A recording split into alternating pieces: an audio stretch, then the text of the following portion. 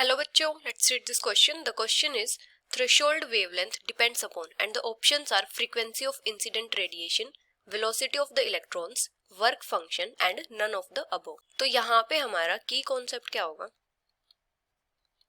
अगर हम बात करें थ्रेशोल्ड वेवलेंथ की,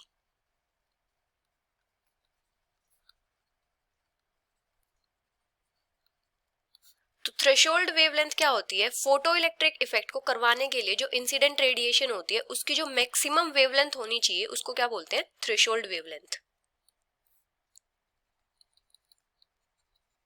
Maximum wavelength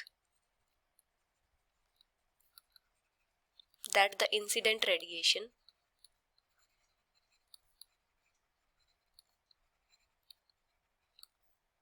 must have so that the photoelectric effect takes place.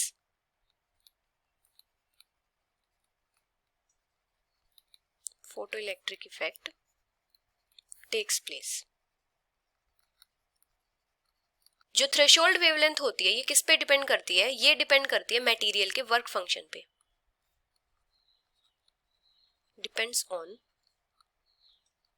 Work function of material.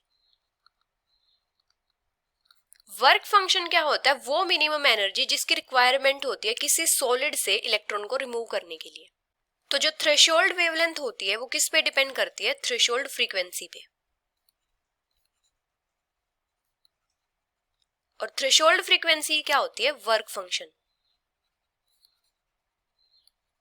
और ये क्या होता है? H mu note.